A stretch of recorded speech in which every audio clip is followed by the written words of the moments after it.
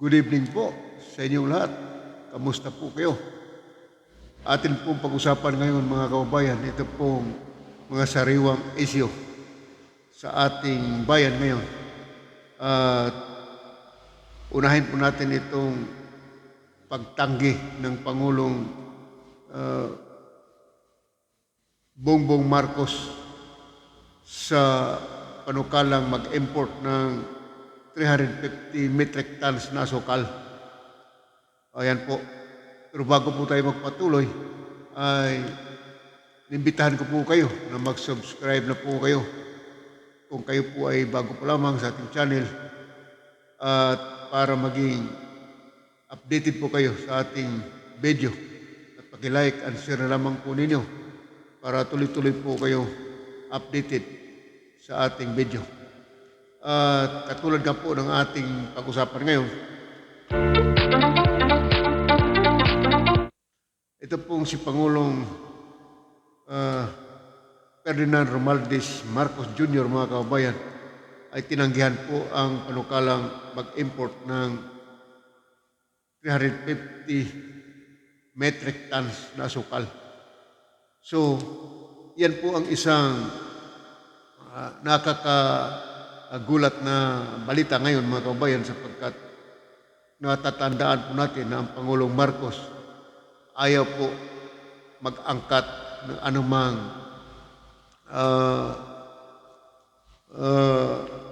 pangailangan ng Pilipinas galing po sa ibang bansa.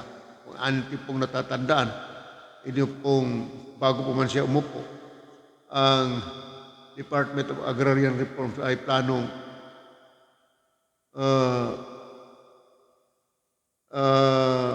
mag-import ng galunggong. Ayun po yun mga kababayan, pero hindi po natuloy yun. Ay, hindi natin matandaan kung nakaupo na ba doon si ating Pangulong Marcos. Pero isa ito sa nangyayari na hindi po mga proposal na hindi po natutuloy. Pero ito pong pag-angkat ng asukal, panukala, ay talagang tinanggihan po niya ito sapagkat mayroon po siyang, maliban po na siya ay Pangulo, ay mayroon po siyang karapatan na tanggihan niya ito pong importasyon ng asukal sapagkat siya po yung isa sa mga chairman nitong Sugar Regulatory Authority ba ito? May tungkulin po siya dyan. Kaya isa sa dahilan na ang ating Pangulo ay ayaw ng mag-angkat sapagkat naunawaan niya na ito po ay gastos lamang at hindi naman talaga masyadong kailangan sa ating bayan sapagkat mayroon po tayong local products ng asukal. Ay kung mag-import tayo ng ganung kalaking tuniladang asukal, eh mantakin mo 350 metric tons na asukal na panukalang import, eh malaki pong epekto. Yan po ang unang matatamaan nito. Ito pong ating local producers ng asukal, ang ating local farmers. At kalawa, itong ating gobyerno, siyempre, gastos din po yun. Eh, para naman makatipid, eh huwag na tayong mag-angkat. Ayun po yung nakita doon sa dahilan bakit ang Pangulo tinanggihan itong pag-import ng asukal. Yan po mga kababayan. Kaya dito, itong ating Pangulo ay talagang pambihira ito kung ito po mag-isip sa mga decision dyan po sa kanyang administration. Kaya tulungan po natin ang Pangulo na itong kanyang mga pagpapasya ay magiging mapagaan kung hindi po natin, kung atin pong tutulungan ang ating Pangulo. Yan po mga kababayan. Kaya siya po ay isang, inuulit ko po, siya po ay isang opisyal dyan po sa Sugar Regulatory Board. Ayan po mga kababayan. Kaya dito ay maganda po ang ginawa ng ating Pangulo pagdating po sa desisyon na ganyan upang matulungan naman yung ating mga local farmers. So, ang susunod po nating titingnan ngayon at pupulsuhan mga kababayan sapagkat itong mga isyu na ito na ating inuna pagtalakay ay ito po yung mainit ng mga isyu sa ngayon sapagkat ito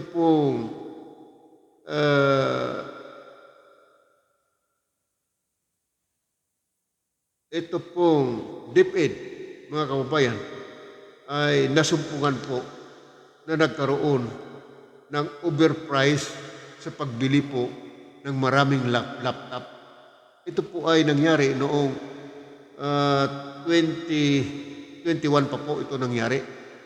Wala pa pong kinalaman ng ating bagong administrasyon dito sa nangyaring ito. Isipin ninyo mga kabayan na ang halaga ng isang laptop na binili ay 58,000. Yung halagang 58,000 na laptop mga kababayan ay maigi-igi na rin po yan. Okay na po yan. Kaya po bili sa kadahilanan na ang mga laptop ay ibibigay daw po sa mga teachers.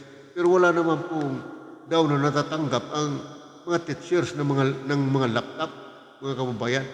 So malaking problema po ito sa DepEd ngayon mga kababayan. Dapat ipaliwanag ito. Sapagkat alam mo mga kababayan, alam ninyo, ito pong pagkatalaga ni Pangulong Ferdinand Romualdez Marcos Jr. sa kay Secretary Calida dyan po sa KUA, mga kababayan, ay tagabantay po yan sa corruption. Kaya ngayon po ay napapakinabangan na po natin itong trabaho ni Secretary Calida sapagkat siya po ngayon ang chairman dyan po sa KUA. At inilagay dyan ni President Marcos yan para mabantayan yung corruption. Kasi nga yung KUA, lahat ng transaksyon dyan sa ating gobyerno ay naka-record dyan. Malalaman ngayon ni Secretary Calida kung saang ahensya o departamento ng gobyerno na mayroong problema, lalo na sa mga corruption. Kaya dito mga kabayan ay wala pong talagang lusot itong mga masasamaang loob dyan sa gobyerno. At hindi po nagkamali yung ating Pangulo sa paglagay ni Secretary Calida dyan sa KUA mga kababayan, sa Commission on Audit. Yan po mga kababayan. Kaya dito ay kinakailangan may paliwanag ito ng DepEd, mga kabayan. Hindi pa po ito saklaw sapagkat bago pa lamang po ang ating administrasyon, inuulit ko po, hindi pa po under ito ni Vice President Inday Sara Duterte Carpio sapagkat bago lang po, mahigit sa buwan pa lamang po yung ating administrasyon ay doon po ay nangyari ay 2021 po. Ito pong pagkatalaga ni Secretary Calida dito ay hulog po ng langit ito mga kababayan. Nakita mo naman ninyo na ngayon pa lamang ay nag-umpisa na nagtatrabaho doon po sa kanyang pagsilip o sa may mga problema ng departamento. Isipin ninyo mga kababayan kung ito po ay hindi may paliwanag ng DepEd ay talagang tuluyan silang magkaproblema nito at pwede po silang kakasuhan nito mga kababayan. Kaya ito ay mahalagang bagay si Secretary Calida ang pagkalagay niya dyan sa Commission on Audit. Isipin mo, ang mahigit 2 billion daw po pesos ang budget nitong laptop. Mantakin mo mga kaibigan yun, mahigit 2 billion pesos ang budget nitong laptop. Pero kung tanungin mo mga teachers, wala naman daw pong laptop na ibinigay sa kanila. Yan po yung nangyayari. Malaking problema po ito sa DepEd. Ito ay nabuking, mga kababayan, ng magmula nga po nang nailagay diyan si Secretary Calida. Itong si Secretary Calida ay isang magaling na abogado ito. At ito po ay nanggaling sa Office of the Solicitor General. At inilagay ni Pangulong Marcos diyan po sa kuha para magbabantay po sa mga kurap na opisyalis sa amang lugar sa ating gobyerno. So ngayon po ay nakita na natin yung resulta at umpisa na pong gumagawa si Secretary Calida tungkol po sa mga anomalya. Yan po mga kababayan. Ito ay uulitin ko lang po para sa kaalaman ng lahat. Ito ay nangyari noong 2021 pa po. Dapat ipaliwanag talaga ito ng DepEd para mapakinggan kung tama po ba yung kanilang ipinapaliwanag. Yan po. So, yan po yung isa sa ating pangunahing issue sa gabing ito mga kababayan. At samantala mga kababayan ay atin namang titingnan itong sinasabi ni Senator Robin Padilla na minumungkahi niya na magkaroon daw po dapat ng cable car ang Metro Manila. Ano sa palagay ninyo mga kababayan? Ay pwede po ba ito sa Metro Manila? Pwede po kayong mag-react mga kababayan sapagkat dito itong panukala ni Senator Ben Padilla mga kababayan ay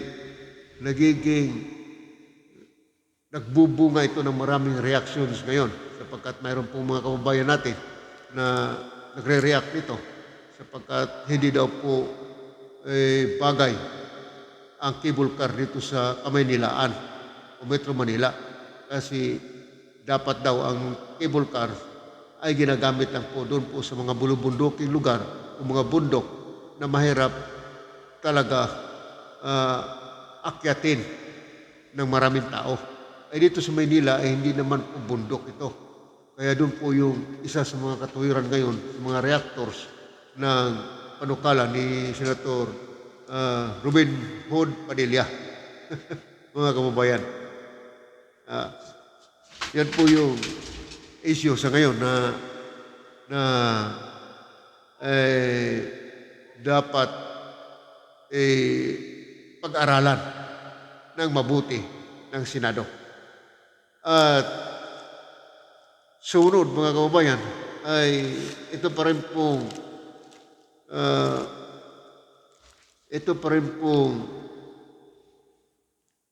proposal ni Senator Robin Hood Padilla, mga kababayan, ay magkaroon daw po ng wikang Tagalog ang kanyang iminumungkahi na gamitin maging sa translation ng mga libro at sa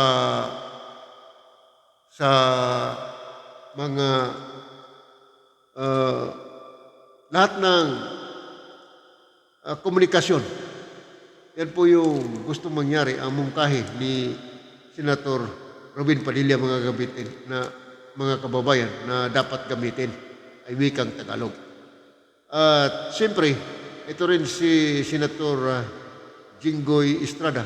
Ito ay ah, veteranong senador na po ito. Mabalik-balik na lang po ito sa Senado. At ito ay mas clear yung punto dito ni Senator Jinggoy Estrada, mga kababayan, na gamitin ang wikang Pilipino pagdating ng mga emergency na mga time para ganap daw po na maunawaan ng taong bayan ang mga warning kung Tagalog ang gagamitin na salita para maintindihan lahat. At malaking tulong ito sa ating maraming mga Pilipino. So, medyo mas malinaw, mga kababayan, ang sinasabi ni Senator Jinggoy Estrada na gagamitin ang wikang Pilipino pagdating po sa mga emergency. Sunog, anumang kalamidad, ay mas malinaw po kung Tagalog o wikang Pilipino ang gagamitin. So yun po yun, mga kababayan. So, sang-ayon po ba kayo dyan? Ay kung kayo po ay sang-ayon, pwede po kayong mag-react dyan, magkomento kung nais ninyo. Ito pong isa sa good news, mga kababayan, na ating dapat ngayon ay pag-usapan ay ito pong iniimbestigahan ngayon ng Senado ang problema po tungkol po sa energy at mga brownout sa ating bayan.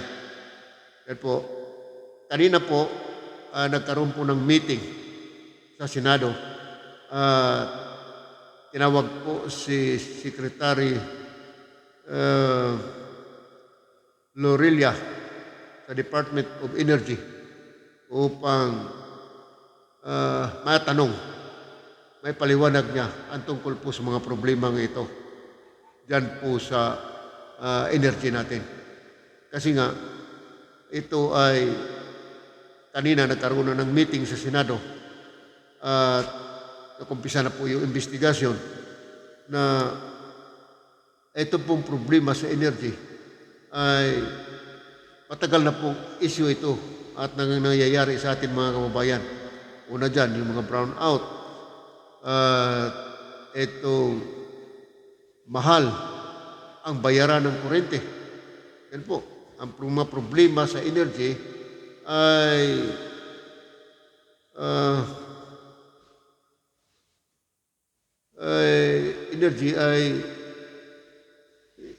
mahal nga po saan mang dako sa ating bansa sapagkat mayroon pong mga overcharge ang nangyayari dyan, lalo na doon sa mga cooperative na nakahawak doon po sa mga issue ng energy. May mga overcharge po dyan, kaya masyadong mahal po. Ay dumadaan po doon sa mga cooperative. Ay yung mga cooperative, ay sila po yung nagkokontrol nito. Kaya minamabuti na inimbestigahan ito ng Senado sapagkat si Senator Rapi Tulfo po, mga kababayan, ay siya po yung Committee on Energy. Yan po yun, mga kababayan. Kaya maganda po. Dito po sa bandang Leyte, kailan lang po, mga kababayan, ako po ay naroon sa probinsya nung 2 linggo ako roon, last week. Ang mahal po ang per kilowatt hour doon, 19 pesos per kilowatt hour. Isipin mo yan. At ganoon din po dyan sa probinsya ng Biliran. Ang probinsya ng Biliran, mga kababayan, ay hawak po ng bili ko yan. At mas mahal pa po doon ang kurente o energy dyan po sa Biliran. Kaya sana ay nagpapasalamat tayo na itong si Senator Rapi Tulfo ay suportahan po natin tungkol po dyan sa issue na hawak niya ang Committee on Energy para po may imbestigahan lahat, hindi lamang po sa isla o hindi lamang sa saang probinsya, kundi sa buong bansa na rin po. Kasi yan ang po ang problema kapag hinawakan ng cooperative at mayroon pong overcharges yan. Yan po ang nagiging problema sa atin. Kaya ito pong si Secretary Lorilla ay pinatawag kanina at sinasabi naman, nagbigay naman ng assurance si Secretary Lorilla na kanyang imbestigahan ito at siyasatin niya ito kung ano po yung nangyayari sa mga issue na ito, mga kababayan. Kaya nagkaroon po ng overcharge ang mga yan po yung mga rackets, mga kababayan, dyan po sa mga kooperatiba. Ay mayroon talaga pong rackets dyan. Ay ito po yung cooperatives na naghawak nitong energy na ito. Kaya yan pa lamang po, mga kababayan, ito pong National Electrification na siya ang hawak ng mga cooperatives.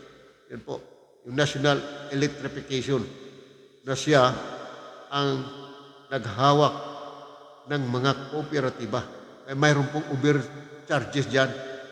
Mga rackets dyan po yan, mga kababayan. Ang tawag niyan ay overcharges sa bayaran ng ilaw o sa energy. Kaya si Secretary Rapi Tulfo ay sinisilip ito, mga kababayan, ang mga problema ng energy. Ay kanina po sa hearing ay lumalabas po na siya na rin po ang parang complainant sapagkat napakadami po niyang dinisclose ng mga problema dyan po sa energy. Kaya mga kababayan ay suportahan po natin itong investigasyon sa Senado under na sa committee ni Senator Rapi Tulfo. Itong energy ay mahalagang bagay ito, mga kababayan. Kaya alam ninyo kung bakit ito napakalaga na issue lalo ngayon na napag-usapan sa Senado sapagkat ito pong pagpapaunlad po sa ating ekonomiya sapagkat papasok po ang ating mga investor. Ang tanong, paano papasok ang ating mga investors kung mahal ang ating kurente, ang ating energy, mga kababayan? Yan nga po Kaya doon pa lamang sa mataas ng bayaran sa energy, sa halip na ang ating kurente makakatulong sa ating ekonomiya, ay hindi po siya po yung tagapigil tuloy sa ating mga investors na papasok sa ating bayan. Yan po yung nagiging problema. Kaya napakahalaga nito, mga kababayan, yung investigasyon na ito. Kaya itong 19 pesos per kilowatt hours dyan po sa Leyte at kahit po dyan sa Biliran Island province ay napakamahal po ito. Yan po, mga kababayan.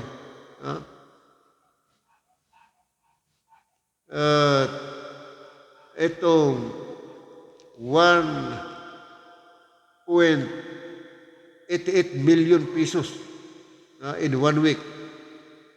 In 1 week lang ito. Hindi. Wala nang kaugnayan ito, mga kababayan. I'm sorry. So, yan po yung issue tungkol doon po sa energy. Napakamahal, 19 pesos per kilowatt hour. Ganun po katindi ang sigilan ng energy, mga kababayan. Okay. Marami-rami itong ating mga pag-usapan ngayon, mga kababayan. At 24 minutes na po tayo, 25 minutes na. Ilang paksa na yung ating napag-usapan o isyo na apat na yata. So, samantala ating pong pag-usapan itong made in Malacanang uli mga kabayan. Alam mo, bakit natin ito ulit-ulit na ina-update mga kabayan sapagkat nakakatuwa po mga kabayan ang lakas kumita ng movie na ito ngayon.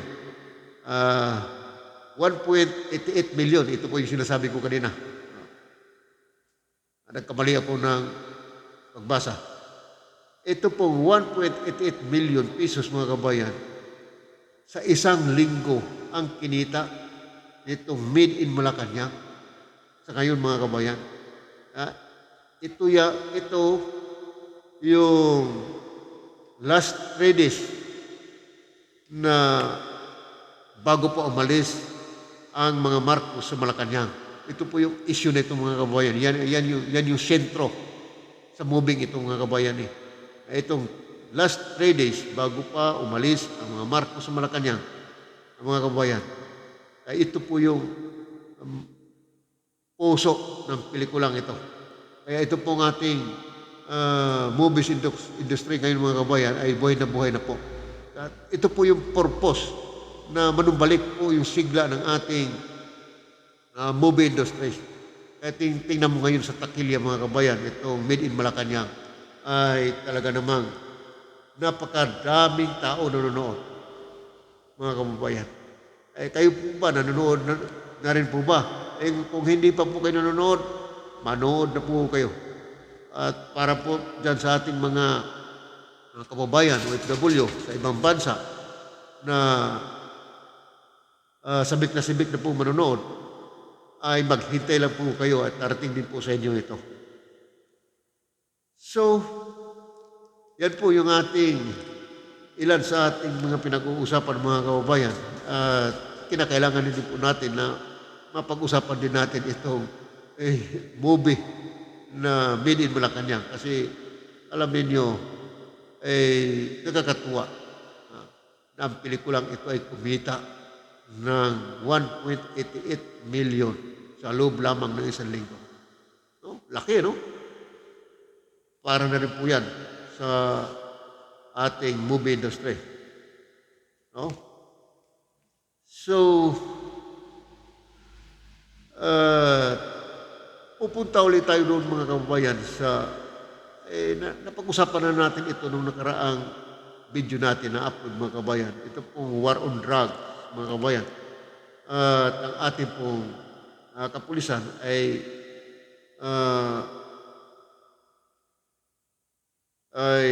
nakakumpiska po ng mga illegal drugs mga kababayan. At umabot na po sa 900 million illegal drugs ang nakumpiska ng under po sa administrasyon ni President Ferdinand Romualdez Marcos Jr. administration. Yan po mga kabayan. Tuloy-tuloy ang kampanya laban po sa illegal na drug. Kaya mga kabayan, ay itong war on drugs natin ngayon, ay nireform ito mga kabayan at pinaganda ang approach nito para po sa paghuli ng mga illegal drugs mga kabayan. Kaya ito po ay patuloy at tuloy-tuloy na ginagawa ng ating bagong administrasyon ni Pangulong Bongbong Marcos. Yan po, mga kabayan. So, atin din pong pag-usapan ito pong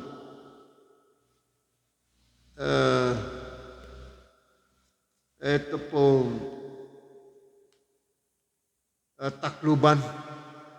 Ito po ay kabahagi ng good news mga kabayan. Ito pong sa Tacloban bypass road ay 15 billion pesos mga kababayan, itong project sa Tacloban Bypass Road Extension. Ay ito po yung aming syudad, doon po sa Leyte, mga kababayan. Tacloban Bypass Road Extension Project. 1.5 billion. Yan po.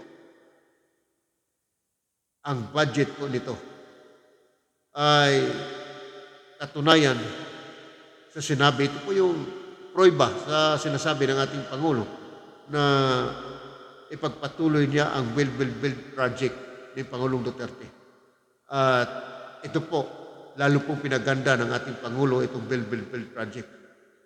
At itong Tacloban Bypass Road Extension, mga kabayan, isa itong napakagandang kalsada pag natapos na, sapagkat ang Tacloban po nito ay lalong gaganda pagka ito po ay natapos na. Yan po, mga kababayan. No? Napakaganda. Ito pong lugar ng Tacloban. Lumabas na rin siya sa ngayon na siya po pala ay kabahagi. Mayroon siyang tinatawag na Tacloban Bypass Road Extension Development Project. So 1.5 billion po ang budget niyan. Para po doon sa mga taga-Tacloban. Tingnan po ninyo itong project na ito. Kung kayo po ay nakikinig po sa ating broadcast ngayon, alamin po ninyo ito. Mag-comments po kayo kung ano po ang naging development dyan po sa siyudad ng Tacloban. At siyempre, mga kabayan, ay atin din pong pag-usapan. Ito nung nakarang linggo lang, mga kabayan, makailan lang, ay nabasa ko itong news na nagkaroon po ng overprice ng pagkain po dyan sa probinsya ng Bohol, dyan po sa tinatawag ng Virgin Island. Ay hindi ko sana ito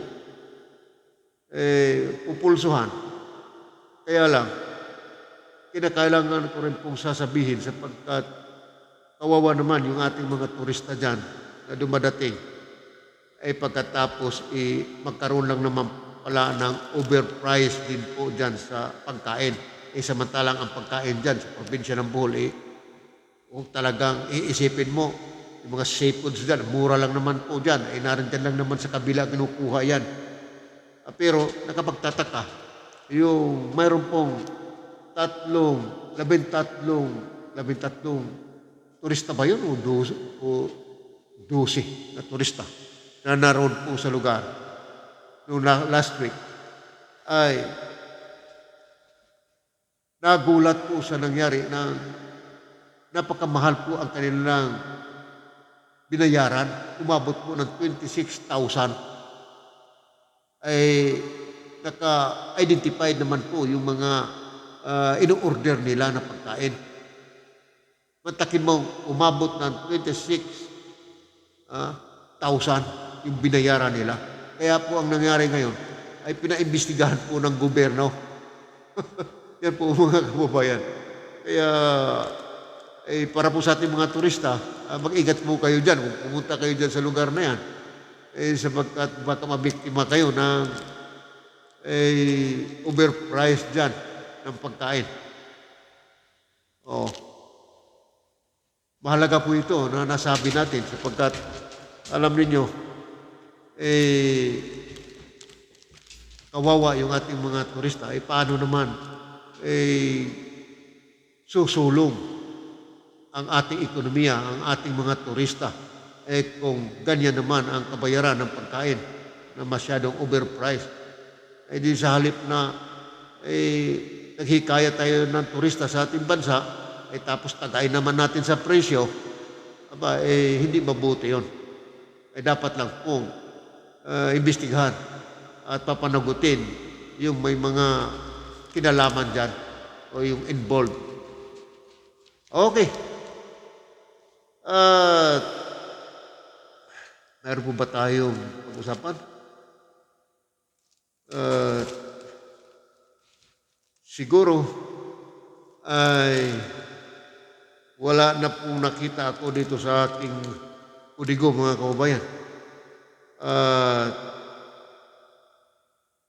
ah, nasabi na po natin lahat. At atin pong ah, pasalamatan ang ating mga kababayan na patuloy ninyong suportahan ninyo ang ating YouTube channel. At sapagkat ipaparating ko po sa inyo ito po mga sariwang isyo sa ating bayan at para naman po ay umangat itong aking YouTube channel. At muli po tayo makita-kita sa sunod po pong video. Pagpalain po tayong lahat ng ating Panginoon.